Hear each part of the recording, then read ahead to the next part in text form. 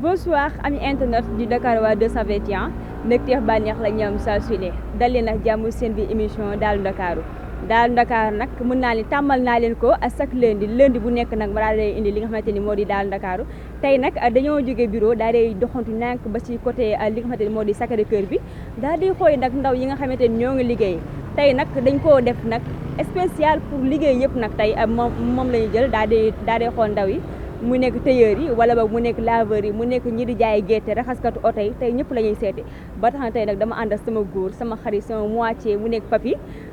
tey nag dañuy ànd nànk ñi daal di dox nànk daal di xooy ndaw yi tey nag liggéey di ngeen gis jongoma di ngeen gis góor di ngeen gis nag meer sax tey nañ ko jël papi donc da ngay topp nànk rek ñi daal day dox nànk daal day def pousse acca papi ñi daal day dox nànk daal day jël éléments yi te di gàtt ay ci papi tey nag seen bi émission Daalu Ndakaaru dañoo ñëw nag seeti ñi nga xamante ni moo di laveur yi mais nag dama see ñëw nag daal si fekk ci kenn mu nekk suñu góor mais avant tout dama koy nuyu asalaamaaleykum. maaleykum salaam wa rahmatullah. tur bi naka la sant bi. Ibrahima Fatila. Ibrahima tey ñi daal day ñëw tey daal lay fekk sa place ñëw fekk la nga daal day am ay commande ci faute yi nga xamante ni à chaque fois yéen a ngi koy def tey su ma laajee sa biir liggéey añ tey la nga ma ciy wax. liggéey bi moom kay sant yàlla ñu ngi sant yàlla bu baax a baax ndax gis nañ suñu bopp tu vois avec beaucoup de laveurs yi gën a bëri tu vois mais ku nekk da ngay jot sa wàll en fait liggéey yombul tu vois yaay def sa effort xam nga tu vois tout ça là mais liggéey moom kay alhamdulilah ñu ngi sant yàlla baax a baax ñu ngi gis seen bopp ko en fait tu vois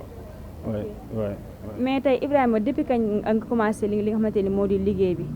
liggéey bi yàgg naa ci ça fait à peu près 10 ans ouais. depuis 10 ans yaa ngi ci liggéey bi. Depuis 10 ans maa ngi ci liggéey bi quoi en fait depuis 10 ans maa ngi ci liggéey bi en fait ndànk tu vois di gëm suñu bopp tu vois tout ça là quoi en fait mais tu vois alhamdulilah gis nañ suñu bopp. mais ani tey la moo la poussé tey ba nga dugg ci liggéey bi daf la neexoon ou bien que da nga tëboon dugg ci. non en fait xam nga góor moom mënul bañ dara quoi en fait mënul nekk choisir liggéey bi nga bëgg quoi en fait c'est vrai yàlla moom ay mbiram kenn du ko wax mais bu ma toogee fii moom tu vois nañ lay calculer mais mënoo bañ ci dara gis nga solution bu génnee rek lépp ngay laal quoi en fait maa ngi woon tenté tu vois ma am ci lii génne ci bis sama bopp ma ne ko xaaral ma téye bii mooy sama yoon bi bàyyi ma téye ko tu vois gëm ko liggéey yombul liggéey moom kay boo ci amee rek moom. nga jàpp ci rek. ban genre complicité ngeen am ak clients yi. non clients yi en fait alhamdulilah clients yi moom des fois da ngay tase ku baax da ngay tase ku kii xam nga comme clients yi partout quoi en fait des fois da ngay am client nga liggéey ko liggéey bi kiiwul ngeen xool xam nga li ngeen waxante tu vois liggéey moom kay booy liggéey da ngay am. ay défaut di am tu vois da ngay jéem a waxtaan ak moom xam nga dalal xelam xam nga tu vois la prochaine fois nga def ci effort tu vois tout ça là en fait c'est ça quoi. mosoo leen a fóotal nit ba pare ngeen daal di juum daal di jiwaale yére yi wala boog ngeen fóotal nit ba pare benn yére manqué mu ñëw fii di leen wax leen loo xamante ne du àgg seen xol. waaw loolu moom chaque fois day am yooyu moom chaque fois da ngay préparer xam nga liggéey boobu moom booy ci liggéey genre yooyu noonu mooy bëgg nga am. waroo gaaw mer quoi da ngay xam wax li ngay waxee client tu vois li ngay convaincre wax yëpp tout temps mais loolu moom day am liggéey fépp la des fois da ngay def erreur mais il faut que nga xam li ngay wax ak moom pour mu xam la kii moom xam nga def na erreur humaine quoi en fait ñun les parfaits dans la vie mun naa def erreur keneen def erreur moom kay Seydina Muhammad sallallahu alayhi wa sallam moo dugg erreur waaw. añu tey kon la ngay conseillé ndaw yi nga xamante ne moment bi liggéey ñu defuñu dara ñu toog seen i kër. non liggéey moom man li may wax ci sama ndaw ñi xam nga tu vois ñu jóg liggéey moom boo toogee sa kër moom liggéey du la fekk si de yàlla mu ne jógal ma jàppale la boo toogee sa kër liggéey woo du la jàppale mais da ngay jóg daan sa doole tu vois même journée da ngay am 500 000 francs tu vois. mën nga loolu jàppale loolu ngeen jóg liggéey tu vois moo gën a am solo quoi balaa ngeen tëdd seen kër yu def yi naka su noonu tu vois c'est pas bien ça en fait. mais tey fii yére yi nga xamante ni da ngeen koy fóot noo leen koy calculer par mois ngeen calculer wala boog client bi dafay ñëw indi ay yéreem ngeen waxtaan bu juboo ci prix. non en fait ñun dañu am suñu prix fixe quoi en fait. dañu am suñu prix fixe tu vois par machine la quoi par kilo la quoi genre yooyu noonu tu vois am na yére yu xamante ni da ngeen def par benn tu vois ça dépend yére qualité bi ngeen indi quoi en fait ak li ñu koy joobee ak li ñu koy defaree quoi tu vois loolu la quoi am na ñu xamante ni dañuy indi fóot kese yóbbu leen seen kër ñu weer am na ñu xamante ni da ngeen di def fóot ak séchage am na ñu xamante ni ça dépend lu ñu bëgg quoi en fait ku nekk li ngay bëgg sa moyen bi fu mu toll quoi en fait. kon machine yi kon bokkuñu quoi en fait bokkuñu franchement bokkuñu. waay kon léegi dama lay bàyyi kon léegi nga daal di tàggatoo ak maa ngi leen sant di leen gërëm seen liggéey bi rafet na tu vois tout ça là maa ngi leen di jaajëfal seen taxawaay xam nga ma leen conseillé liggéey moom bul xeeb am na ñu xamante ni li ngeen def nii dañ ko xeeb mais tu vois man bég naa ci yéen tu vois tout ça là quoi maa ngi leen di sant di leen gërëm bu baax a baax a baax a baax a baax a baax a baax. Ibrahima Fati laa tudd. Ibrahima Fati. waay Fati bu fan Fati Kolda Ziguinchor. Sédhiou. Fati Sédhiou. waay. man Sédhiou kon daal mën nañu kon mois bi kon wetti ngeen ay madaf mango pare. boobu moom léegi moom kay am na ñu xamante ni pare na am na ñu xamante ni pare gul ça dépend am mango yi xam nga par période la ko wante am na ñu xamante ni dañuy dem ba ci digg kii bi nawet bi tu vois waaw. soog a wécc ko loolu la. merci beaucoup Ibrahima kontaan nañu bu baax a baax di la ñaanal liggéey bi daal day yokk bu baax a baax xam naa après sax dinaa indi ay yére papier yooyu nga daal koy fóotal dégg célibataire la moo tax célibataire yi moom kay ñoom ñooy fóotal ba wala ñu indi ko fii non fóotal leen la ñii fóot bu set mënuñu ko non bu ñu ñëwee moom naa leen taxi prix yu cher parce que célibataire amul njëriñ amuñu benn njëriñ ay yooyu noonu yëpp il faut que ñu am ñuy ñëw fii ma leen di defar bagage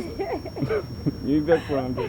incha allah am benn problème papi dégg nga comme que yéen ay célibataire ngeen fóot bu set mënoo leen ko mën leen ni léegi seeni chemise sax boo leen koy sol boo leen di ñëw baat bi day tilim donc indi leen fii mu fóotal leen ba mu set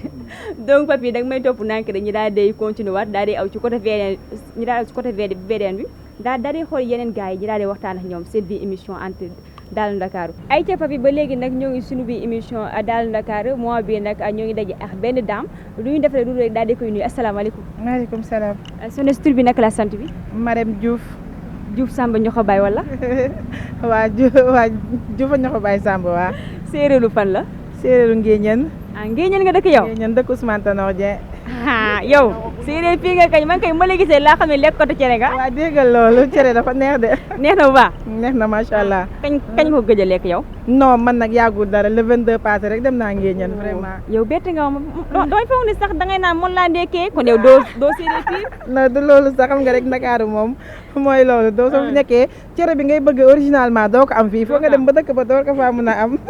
jégal nañ la kon amul problème en fait tey Marème le Dakar 221 tey dañ leen seet si woon. juste rek daal day waxtaan ak yéen ci li nga xamante ni moo di liggéey bi parce que tamit nekk jigéen di liggéey métti na méttiwul tey Marème ani tey si ban liggéey ak ngay yëngatu. man maa ngi yëngatu ci liggéey wàllum tailleur. maa ngi ci kii bi maa ngi ci bureau bi en fait secrétaire la quoi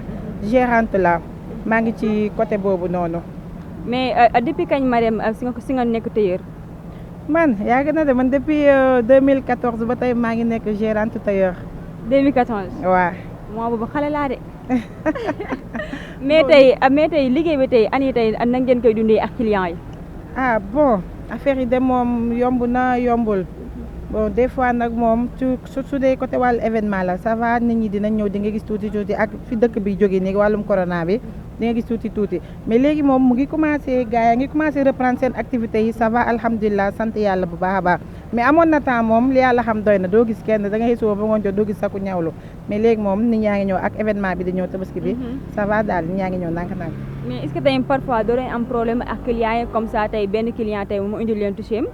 mu ne leen dama bëggoon ngeen ñëwal ma ko tey baas ngeen daal koy def 3 volants ngeen def ko 2 volants boobaa est-ce que tey client bu ñëwee daal jël si ñëwam bi du am problème ak yéen. bon clients yi moom ça dépend ci seen humeur rek ni ñu ñëwee da ngay gis ko meree këram ñëw sippi la ko te alors que ça n'a rien à voir ak li mu wut si ak yow li nga koy defaral comme xam nga bon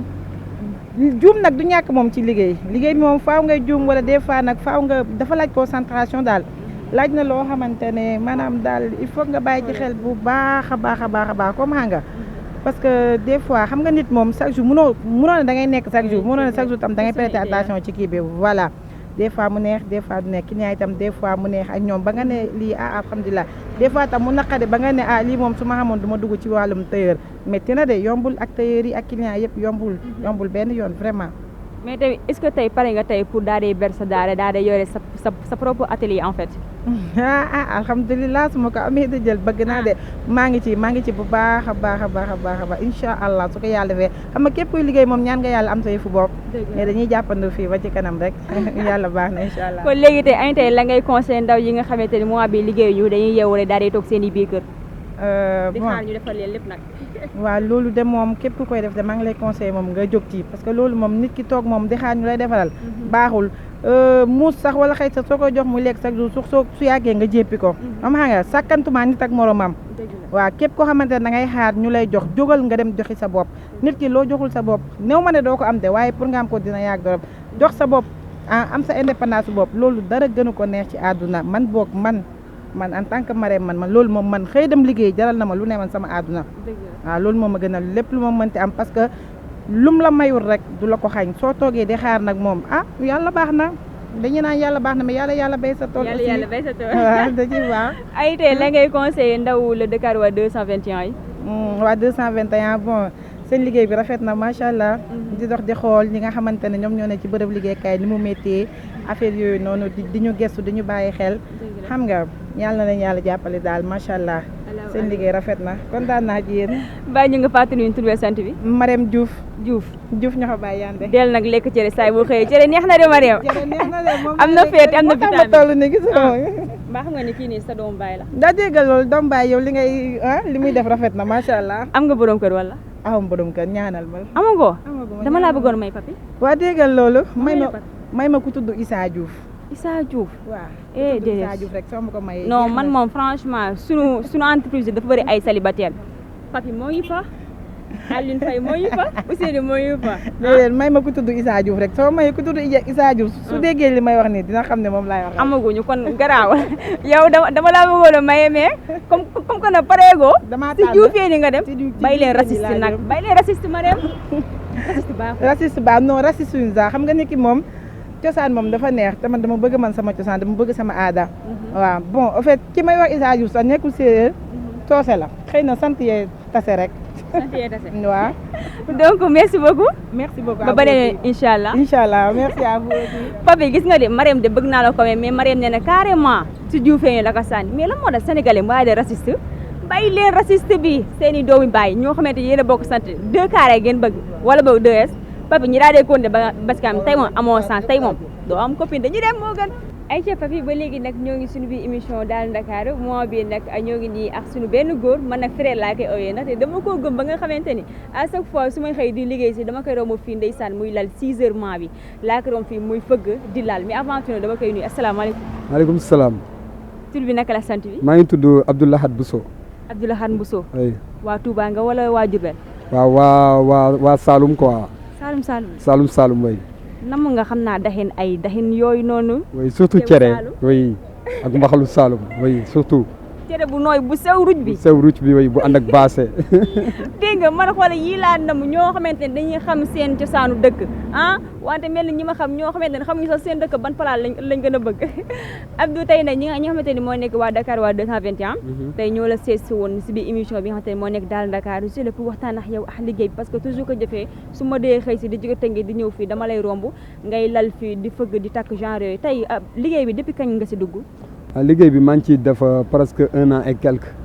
waaw 1 an et quelque daal xam naa ne def naa ko ci quoi yàgg nag yàggul nag quoi oui. 1 an et quelque nga ci def. mais tey liggéey bi depuis que nga dugg si ba léegi ani tey lan moo la poussé tey ba nga dugg ci liggéey bi. waaw damay bañ a ñaan bañ a agressé wala may bañ a naka def naka su dul noonu. c'est parce que góor laa yàlla bind na ma sama cër dara manqué wul ci donc war naa mën a bokk ci ëllëg ñi nga xamante ni dañuy jàppale ndaw réew mi quoi. loolu moo tax ma dugg ci. mais nag Abdou ni ngay waxee nii su ma ko seetloo c'est comme si que ni tu es diplômé daa ma ne sa jàng sori na trop. waaw sama jàng nag sama alxuraan moo gën a sori kan nasaraan bi. nasaraan bi parce que jàngu moo ko mais yàlla daf ma ci may don bu dee anglais dinaa ci wax lu xamante ni ku toog ban mënu ko ci wax quoi. waaw bu dee français bi nag mais yàlla moo def sama làmmiñ bi moo xaw a takk ci français bi quoi. oui noonu la demee. mais tey ci biir liggéey bi tey ani tey ban genre complicité ngeen di am ak client yi. waaw client bi moom li ngay am ak moom mooy jàmm ak salaam en même temps di waxtaan ak moom ndax bu dee famille client bi mooy sa famille quoi ndax li ngay seetse client bi moo la koy jox moom tamit li muy wër yow yaa koy jox kon yow ak client bi ay famille ngeen du jënd ak jaay moo leen war a boole kese non non pour man client bi ak kii jaay famille lañ war a doon quoi du jënd ak jaay moo leen boole quoi. mais tey fii jaay bi tey fii surtout ni ngay nekkee ci kaw tali bi est-ce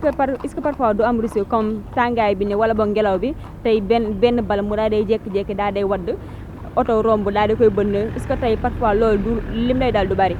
waaw des fois ci ëpp lu mu may dal mooy des fois bu may xëy si quoi parce que bu may xëy si damay jël marchandise bi dama koy teg ci kaw pousse-pousse bi un jour mos na ma arrivé quoi ma teg ko ci pousse-pousse bi di daw ak moom nii rek bagage yi day bëri am lu wadd benn daan nekk ci otoom jaar ci quoi yàq oto boobu noonu donc ba mu ko yàqee gis na ko waxuma pardon waxuma dara mais man toujours ban boo ma yàqalee dara rek damay gëm ne ci la ma yàlla war a dimbalee quoi waaw man noonu lay demee en chaque fois. oui mais tey fii je pense que ni amoo fi benn jafe-jafe parce que tey mën nañu fi entreprise yi nga xamante ni wër na la bari nañ loolu est-ce que tey amoo benn problème boo xamante am nga ka entreprise yi nga xamante ni ñoo ngi nekkee sa wet. waaw non dëgg fa yàlla bu dee dëgg rek moom le sénégalais yi bëgg a dégg sonn naa trop sérieusement parler c'est parce que dama nekk jeune bu xamante ni awma dara lu dul lu may liggéey dama nekk jeune bu xamante ni dama gëm sama bopp gëm li may liggéey waaw gëw ma leneen gëw ma àllu jàmbur gëw ma alalu kenn quoi man li ma am laa gëm donc fi ma nekk nii daanaka mënuñu toog un mois bu xamante ni du ma am problème ay détails yu sew donc li ma fiy teg mooy peut-être que suñu borom moo ma ciy dimbalee ba luñ bëgg ci man mënuñu ko am surtout société bi nekk nga xamante ni moo ma gën a jege nii sonal na ma trop sérieusement parler te man ak moom lu bokkuñu li ñuy jaay fii la ma fekk en même temps deuxièmement troisièmement tamit dem na ba di may kalaamee ak Auchan li ñu leen wax Auchan li mu leen wax mooy ñun booy bi mënuñu ko wax dara ndax def nañ ak moom 1 an et quelque kon yàgg nañoo ak moom te booy bi mosul déranger du salte du baawu jaaxle bu mu fiy teg wala dara booy bi li ko intéressé mooy liggéey comme war nañ ko mën a bàyyi mu liggéey yéen nag bu nga ñu jël seen engagement jël leen engagement bi mais booy bi il est fait rien du tout liggéey moo ko intéressé ñun ci liggéey bu ko intéressé ci lañ koy jàppale mais en ce time dañuy indi ay détails yu sew yaakaar naa ne ku financé ay millions waroo tal ko xamante ne ay 500 000 ak 300 000 lay liggéey waaw yenn yi bu ñu ko xoolee ba ci biir du ma ko jàppee soxor ñàkk a xam sa bopp la waaw. mais ani tey la moo leen war a mën a pousser ba tey ñoom ñu bëgg laa xatal fii. man dama leen laa ko mën a jàppee quoi mooy nit li nga bëgg sa famille mel buñ ko melul boo ko gisee ci rakku jàmbur du la neex.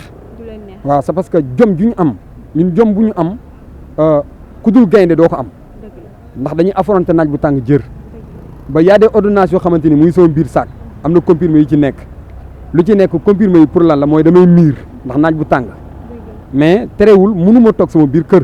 ndax góor laa dafa am ñu xamante ni ci man leen yaakaar am na ñu xamante ni yaakaaruñ ci man mais man yaakaar naa ëllëg dama leen war a teral donc man li ma jàpp mooy nit boo ko gisee ci mbedd bi muy daan dooleem sàccul dafa dara da nga ko war a encourager mais waroo ko décourager loo mais à chaque time Kabirès dañ may décourager loo waaw chaque time dañ may décourager loo te man ak ñoom sequñu dara waaw donc ba seen bitig di ubbi bees waaw amoon na benn directeur bu fi nekkoon bu tudd Khalil Mousselli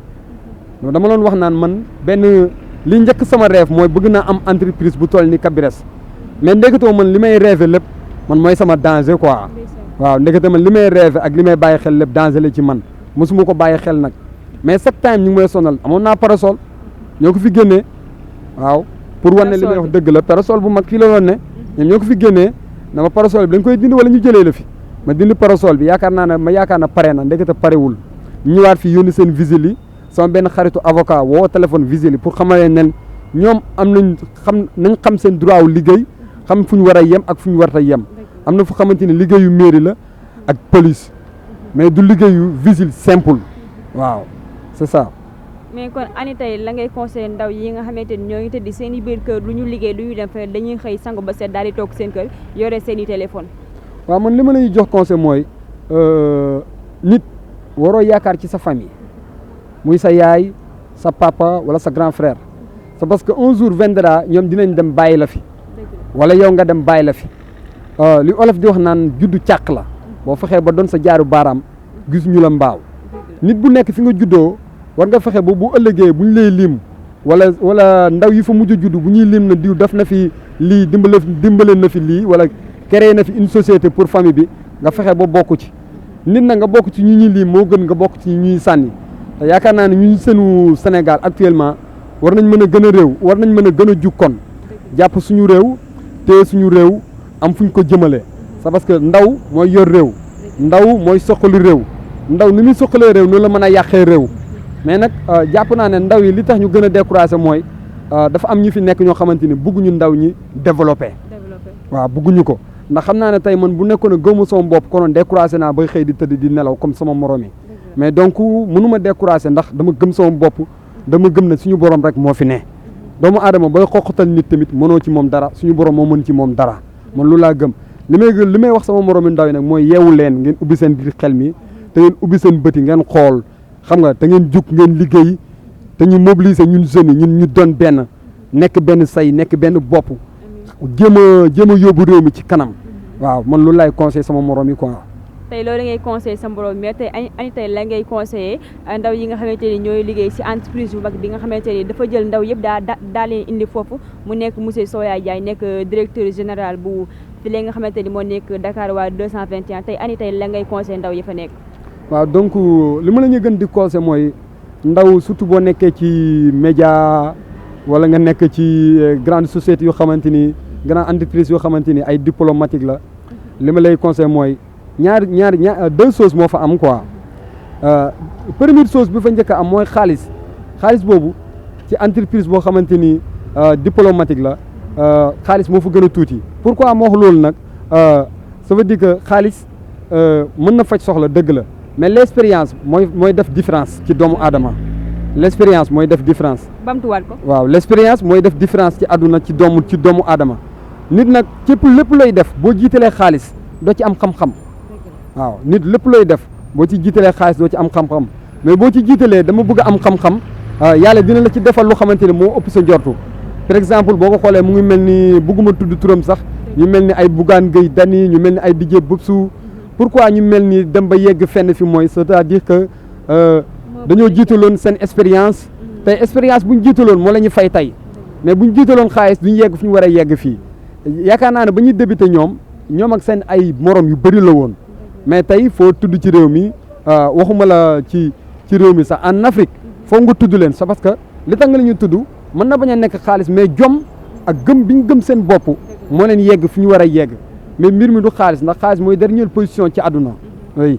bàyyi ñu ngi fàttali wàññi tur bi sant bi. maa ngi tudd Abdoulahat Bousso. Bousso waaw Bousso Bali. Bousso Bali waaw surtout Mame Diarra Bousso. surtout Mame Diarra Bousso. kon Abdourahmane tey dégg nañ li nga wax bu baax a baax te tey papi tey mën nañ tey dégg nañ li nga xamante ni moom la Abdourahmane wax waaye te mën naa ne tey tamit askan bi tamit déggu nañ ko parce que tamit nekk ndaw nekku jeune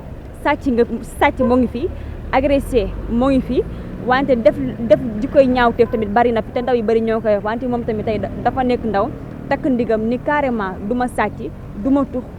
du ma jaay sàngara mais damay ñëw toog fii daa day jaay samay bal daa day jaay li nga xamante ni moo di sama oto même bu fekkee fee 100 francs laa ci am mu daal may lew sax ma laa koy santé suñu borom te xam que ni loolu noonu la ma jagleel donc nag nañ ko jàppale bu baax a baax te xam que ni liggéey yombul kon nag ndaw bi bu jógee di liggéey may leen ko jàmm may ko salaam te it nag saa yu boo leen xëyee di ko ñaanal liggéeyam daa day yokk saa yu boo leen xëyee di ko ñaanal mu tijji entreprise yu boppam boo xamante ni bépp gone dina si gis boppam te moom nag franchement parler li muy jaay dafa baax trop parce que gone mënoo koo neexal te utoo ko ay jumtukaay bañ nañ ko bu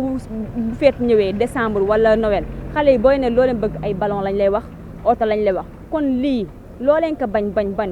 lii mooy tax seen i doom yi di kontaan lii mooy tax seen i doom yi di bég heure boo leen jàppee seen doom boo leen joxee bal dañuy kontaan duñu leen déranger donc jàppee leen ko ci liggéeyam te ngeen may ko jàmm ak salaam kon nag dañ lay wax rek ba beneen yooyu incha allah. incha allah waaw ok maa ngi ñuy jërëjëfal yéen waa Dakar comment 221 c'est parce que li nga ñuy def rafet na trop. pourquoi ma koy rafetlu mooy y a des am na yeneen kii yu fi nekk yeneen médias yu fi nekk yoo xamante ni donc pour nga dem ci ñoom wax sa soxla sax du moins da ngay fay waaw du moins yéen a ngi nekk yéen a ngi nekk ci terrain bi di xool lan moo naqadi jeunes yi ak lu leen neex donc bu nekkoon ne Sénégal yëpp télévision yi wala média yi fi nekk di fait comme ça yaakaar naa ne konoon naqaru Sénégal wala naqaru jeunes yi dina wàññeeku quoi waaw donc message bu may lancé mooy dafa am ñu xamante ni dañ leen war a jàppale comme nit ñi war a jàppale muy comme société yu mel nii c'est parce que ñu ngi jàppale doomu réew mi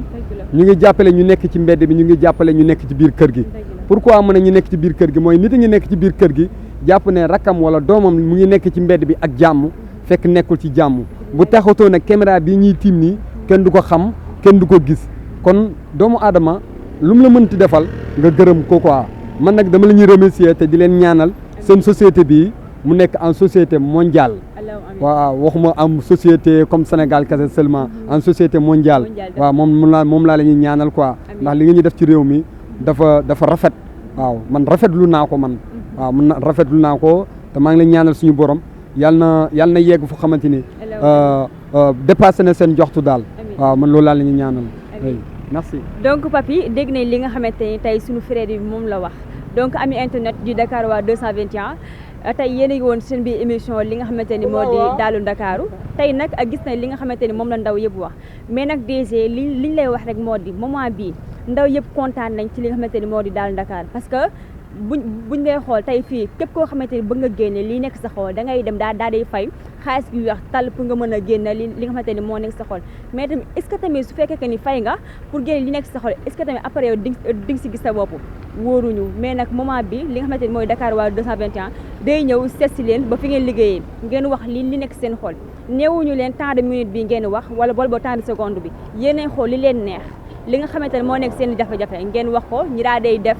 lépp li nga xamante ni war na si ba nguur bi dégg ko ba maire bi dégg ko ñu daa leen jàppale donc nag lii nag moo nekkoon seen émission Daalu Ndakaaru donc dañuy bay ba lundi prochain rek ñu daal di àndaat ak yéen seen biir émission Daalu Ndakaaru et que tamit di remercier ki nga xamante ni moo nekk papi sama góor gi mun naa ne à chaque fois léegi nag moom laay àndal léegi moom penda moom fooy naa léegi moom papi laay àndal sama góor gi macha allah donc papi dañuy àndaat rek si li nga xamante ni moo di émission Daalu Ndakaaru ba lundi prochain incha allah ñu dikkaat ak yéen seen beneen numéro émission Daalu Ndakaaru donc à bientôt incha allah